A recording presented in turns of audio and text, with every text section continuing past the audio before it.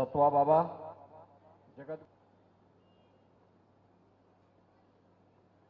प्रधान सचिव दीनदयाल उपाध्याय शोध संस्थान श्री निखिल मुंडले जी, संगठन सचिव दीनदयाल शोध संस्थान श्री अभय महाजन जी और भारी संख्या में उपस्थित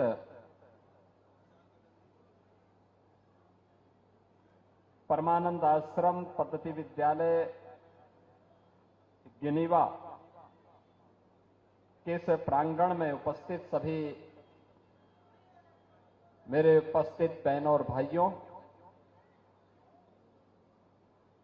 सरदेव नानाजी की कर्मस्थली पूज्यपाद तुलसीदास जी महाराज की पावन जन्मस्थली और आदि महाकाव्य के रूप में रामायण जैसा पवित्र ग्रंथ जिस पावन धरा ने दिया हो, ऐसे लालापुर की इस पावन धरा को मैं कोटि कोटि नमन करते हुए आप सबका मैं हृदय से अभिनंदन करता हूं।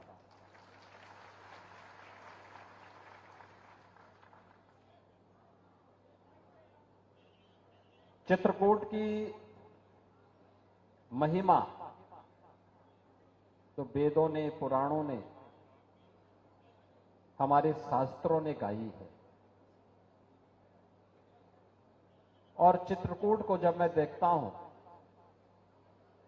कितनी समृद्ध विरासत लेकर के चित्रकूट चला है।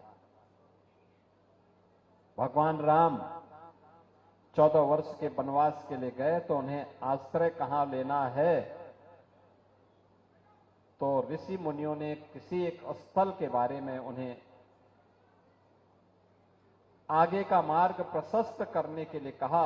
महर्षि भारद्वाज हो, महर्षि वाल्मीकि हो, तो उन्होंने चित्रकूट की पावन धरा का नाम भगवान राम के सामने प्रस्ताव के रूप में रखा। मां जानकी के साथ, अपने अनुज लक्ष्मण जी के साथ भगवान राम वनवास कालखंड का सर्वाधिक समय यहीं पर, उन्होंने यहां के ऋषि मुनियों के आश्रमों में, उनके सानिध्य में, इस पूरे क्षेत्र में उस समय के भारत की सामाजिक व्यवस्था के आधार बने हुए कोल, भील, निषाद और उन सभी जातियों, जनजातियों के बारे में उल्लेख करते हुए भारत की समृद्ध परंपरा का उल्लेख हमारे शास्त्रों ने बहुत ही मनोहर तरीके से प्रस्तुत करने का काम किया।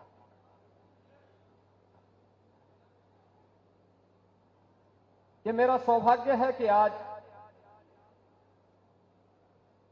पूज्यपाद तुलसीदास जी महाराज की पावन जयंती है और इस अवसर पर मुझे श्रद्धेय नाना जी की इस कर्मस्थली पर जिनेवा में यहां पर आकर के यहां पर आज लोकार्पित करने का, उनकी स्थापना करने का सौभाग्य भी मुझे यहां प्राप्त हुआ। अभी मैं देख के आया हूं, बहुत भव्य प्रतिमा है, बहुत ही भव्य प्रतिमा बनाई गई है। मैं यहां के जो हमारे प्रधान सचिव हैं श्री निखिल मुंडले जी और संगठन सचिव हैं अभय महाजन जी, इन सबको मैं हृदय से इसके लिए उनका अभिनंदन करता हूं, उन्हें साधुवाद भी देता हूं। बहनों और भाइयों, चित्रकूट की जब चर्चा होती है, मुझे याद है जब मैं मुख्यमंत्री बना था तो मेरे सामने ये बात सामने आई थी। प्रधानमंत्री जी ने मुझे कहा कि पहला दौरा बुंदेलखंड का करें, थोड़ा बुंदेलखंड की समस्या का समाधान करने के दिशा में हमें आगे बढ़ना चाहिए। और जब मैं चित्रकूट आया था उस समय हमारे जनप्रतिनिधिगण वहां पर इस कार्य के लिए हम लोगों को कहे कि कुछ न कुछ किया जाना चाहिए यहां के लिए, और हमारी सरकार ने तय किया, ये डबल इंजन की सरकार ने तय किया था कि कोल हो, भील हो, जितनी भी वनवासी जातियां होंगी, जनजातियां होंगी, उनको हम सिचुएशन के लक्ष्य तक पहुंचाएंगे, यानी शासन की सभी प्रकार की सुविधाओं को उन्हें 100% उपलब्ध करवाने का काम करेंगे और लगातार उस पर कार्य हो रहा है। ये हमने ये सब करके उनके प्रति कोई उपकार नहीं किया है, ये प्रभु राम के प्रति उनके पूर्वजों के द्वारा की गई सेवा के प्रति हम सब की कृतज्ञता है कि भगवान राम के प्रति उस समय वनवास कालखंड में जो सेवा का भाव उस समय इनके पूर्वजों के द्वारा दिखाया गया था, उन पूर्वजों के प्रति कृतज्ञता ज्ञापित करके वर्तमान पीढ़ी के जीवन में भी कुछ परिवर्तन हो, ये परिवर्तन करने की दिशा में हम सब एक प्रयास प्रारंभ किए और उसके कुछ अच्छे नतीजे भी आ रहे हैं।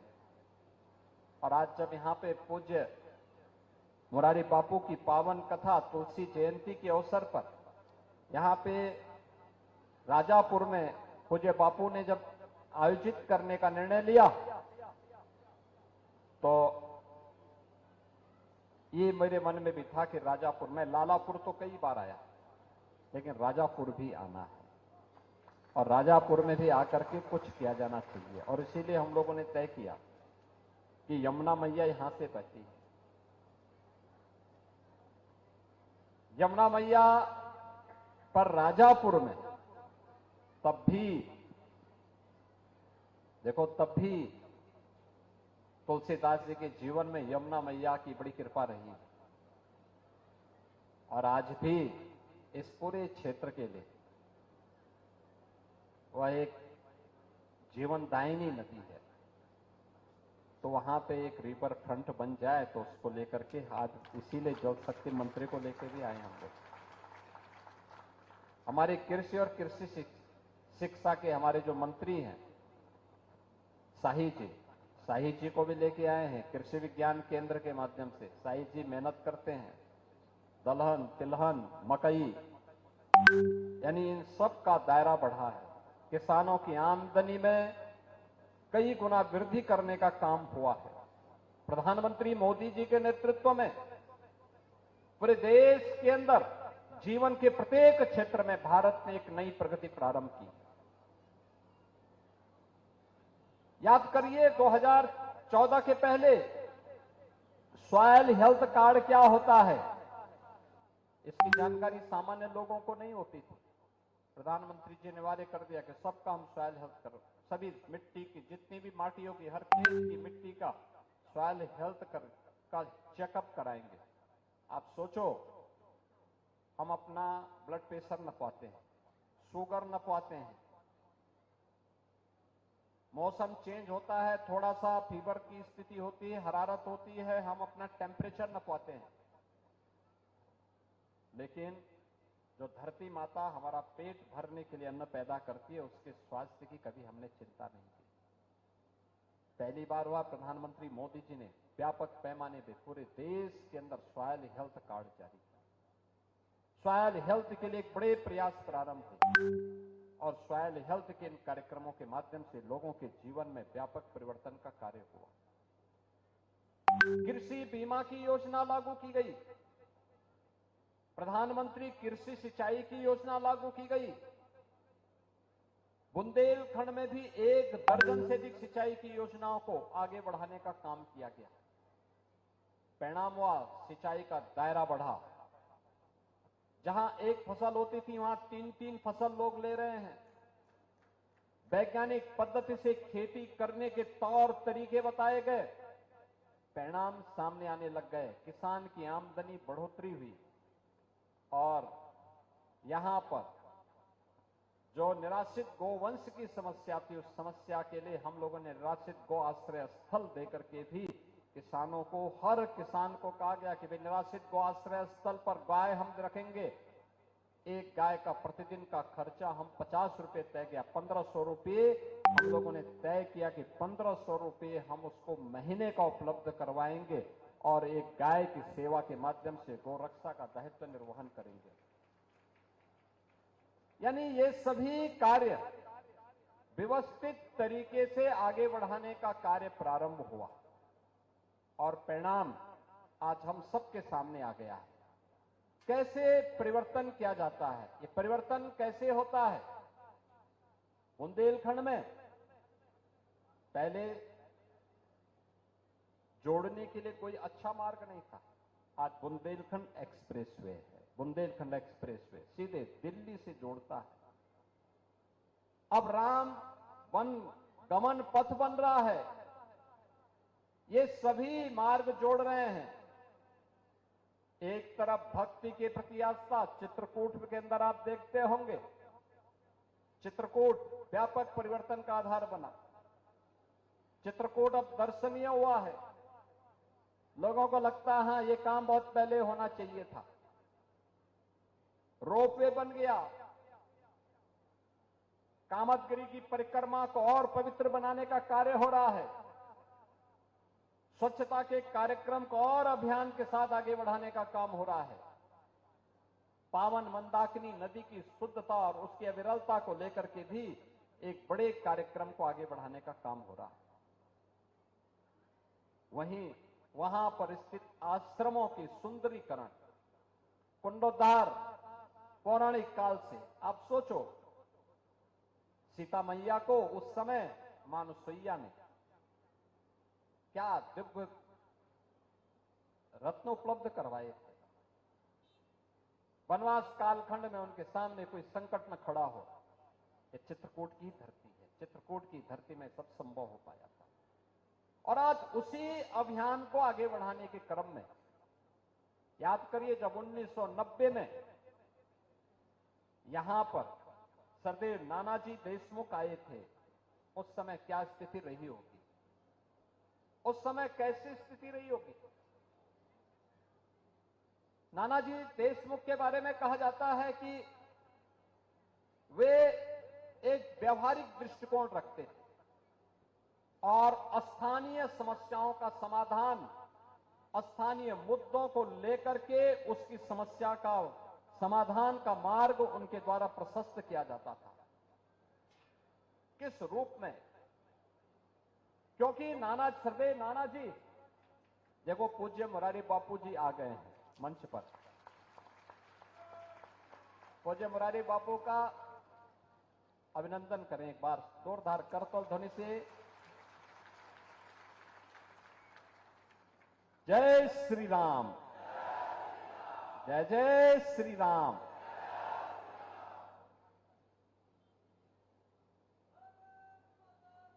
क्योंकि सरदेव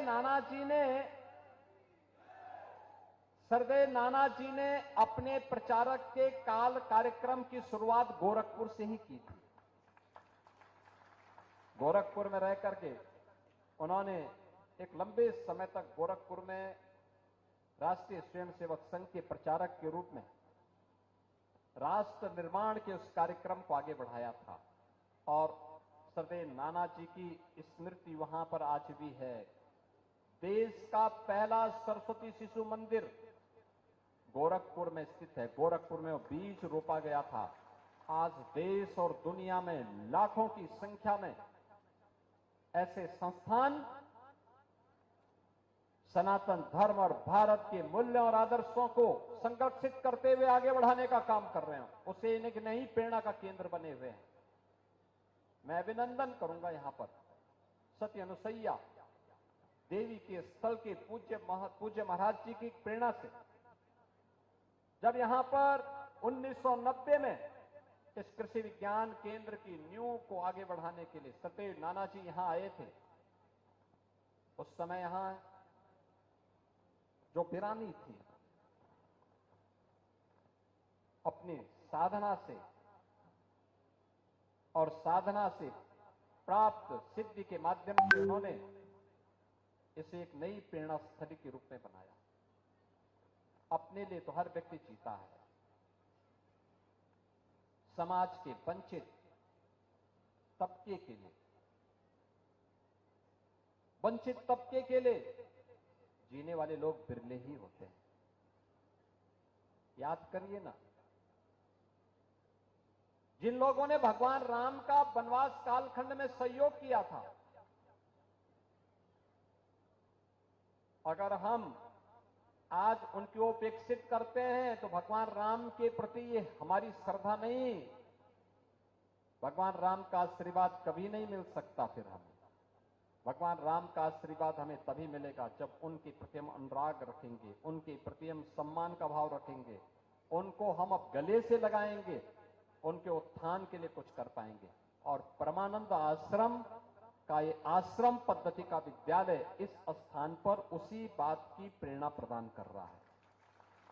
अभय जी अभी कह रहे थे अभी वो 5वीं तक चल रहा है, लेकिन अब 10वीं तक इस विद्यालय को हम चलाएंगे और उत्तर प्रदेश सरकार का समाज कल्याण विभाग इसके लिए पूरा सहयोग करेगा। अच्छा आश्रम पद्धति का विद्यालय यहां पर हम लोग दीनदयाल शोध संस्थान के साथ मिलकर के इस कार्यक्रम को आगे बढ़ाने का काम करेंगे। बुंदेलखंड में इस बार बहुत बारिश है, अतिवृष्टि से, कुछ जगह अतिवृष्टि है, कुछ जगह अनावृष्टि की भी बात आई है। और प्रधानमंत्री जी की प्रेरणा से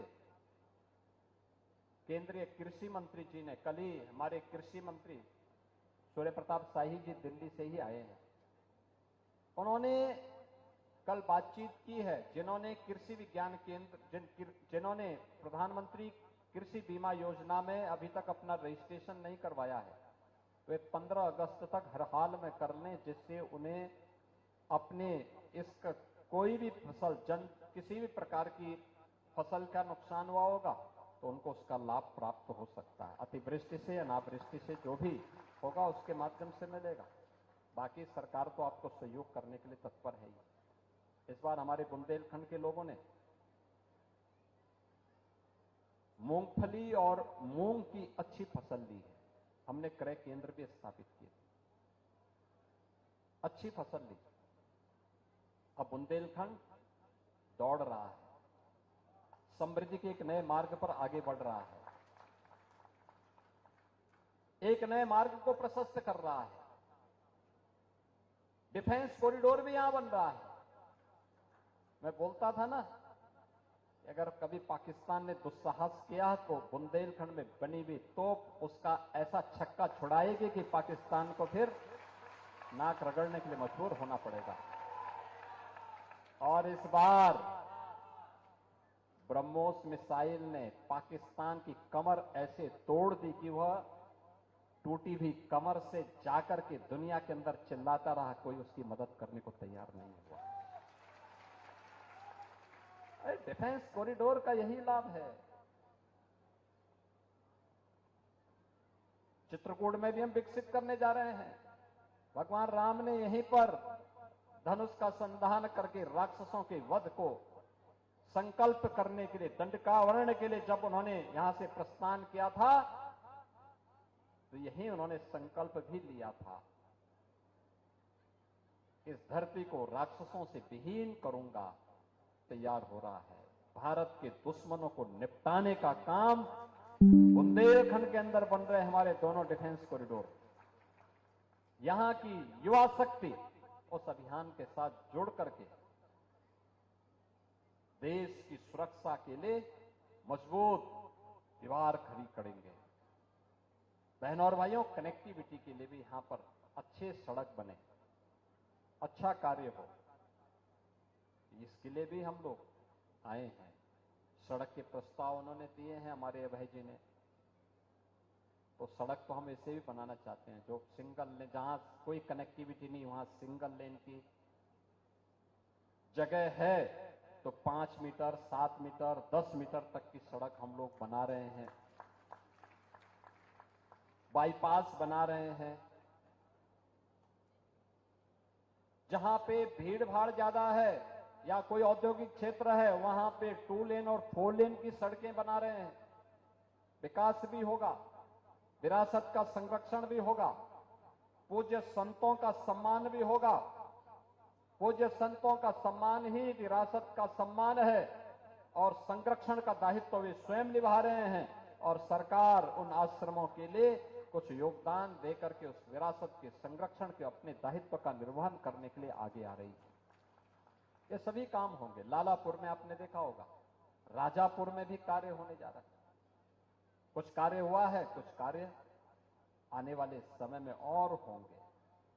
पूज्य मुरारी बापू ने भी वहां के लिए एक बड़ी कार्य योजना को तैयार किया। उनके स्तर पर भी ये काम वहां होने जा रहे हैं। बहनों और भाइयों, जब समाज और सरकार मिलकर के काम करती है, परिणाम आते हैं। उसी परिणाम को लाने के लिए आज हम सब यहां पर आए हैं। समाज और समाज के स्वनाम धन्य अग्रिम पंक्ति से जुड़े हुए वे लोग जब मिलकर के आगे कार्य करते हैं, परिणाम किस रूप में आते हैं। याद करिए, इसी चित्रकूट की धरती पर सदैव नानाजी ने ग्रामोदय विश्वविद्यालय की स्थापना की। ग्रामोदय विश्वविद्यालय एक प्रेरणा है। ग्राम आधारित अर्थव्यवस्था पर आधारित कैसे हम आत्मनिर्भर भारत की परिकल्पना को साकार कर सकते हैं।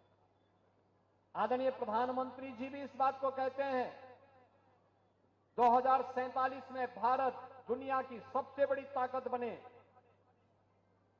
इसके लिए हमें आत्मनिर्भर भारत की परिकल्पना को साकार करना है। आत्मनिर्भर भारत तब बनेगा, ग्राम आधारित व्यवस्था जब आत्मनिर्भर होगी, नगर व्यवस्था आत्मनिर्भर होगी, हर नागरिक आत्मनिर्भर होगा, तो देश को आत्मनिर्भर बनाने से कोई ताकत रोक थोड़े सकती है। विकसित होने से कोई रोक थोड़े सकता है। और ये ग्रामोदय विश्वविद्यालय भारत जैसे ग्रामीण प्रधान व्यवस्था के लिए उसी संजीवनी का कार्य कर रही थी। बहनों और भाइयों, ये हम सबका दायित्व बनता है। बांटने के लिए तो बहुत लोग आएंगे। कोई जाति के नाम पे बांटेगा, कोई क्षेत्र के नाम पे बांटेगा, कोई भाषा के नाम पे बांटेगा, कोई उग्रवाद का समर्थन करेगा, कोई आतंकवादियों का समर्थन करेगा। लेकिन याद रखना, एक भारत श्रेष्ठ भारत के लिए, विकसित भारत के लिए हम सबको मिलकर के कार्य करना है। हम सबको एकजुट होकर के कार्य करना है। हम सबकी एकता, ये राष्ट्रीय एकता का आधार बनती है, राष्ट्र का मजबूती का संबल बनता है। और उसको संबल बनाने के देने के लिए हम लोग मिलकर के कार्य करेंगे तो परिणाम भी हम सबके सामने आएंगे। परिणाम आएंगे, अवश्य आएंगे। बदलते हुए चित्रकूट को आपने अपनी आंखों के सामने देखा होगा। 8 वर्ष पहले चित्रकूट की स्थिति क्या थी। लोग भयभीत रहते थे, आने से डरते थे, बड़े कार्य नहीं हो पाते थे। हर व्यक्ति के मन में एक दहशत होती थी। आज भय नहीं है, आज दहशत नहीं है, आज सुरक्षा का एक माहौल है। लोगों में एक उत्सुकता है आगे बढ़ने के लिए। देश और दुनिया चित्रकूट आ रही है। पूज्य संतों के सानिध्य में बड़े बड़े कार्यक्रम हो रहे हैं। एक नए विकास की दिशा में चित्रकूट बढ़ रहा है। लोगों के मन में एक उत्सुकता पैदा हुई है। लालापुर कहां है, राजापुर कहां है, सत्य अनुसुईया का आश्रम कहां है, कामदगिरी का पावन परिक्रमा का मार्ग कहां पे पड़ता है, कैसे हम वहां जाएंगे। लोगों के मन में एक नई उत्सुकता है, लोग जानना चाहते हैं। और उसी तर्ज पर आपने देखा होगा, पूरा देश इस बार तो चित्रकूट की महिमा को देखा था जब प्रयागराज में महाकुंभ का आयोजन हुआ था। चित्रकूट में भी हर दिन 3000 से लेकर के 10,000 तक की बसें वहां से गुजरती थी और बड़ी श्रद्धा भाव के साथ लोग इस कार्यक्रम के साथ जुड़ते थे। आओ भगत का, आतिथ्य सत्कार का कितना अद्भुत उदाहरण चित्रकूट वासियों ने और चित्रकूट से लेकर के प्रयागराज के बीच में पड़ने वाले कस्बे और गांव वासियों ने उस समय व्यक्त किया था। लोगों के मन में आज भी वो स्मृतियां बनी हुई। मुझे याद है, यहीं का एक गांव है, सुदूर दक्षिण से आई हुई एक बस खराब होती है।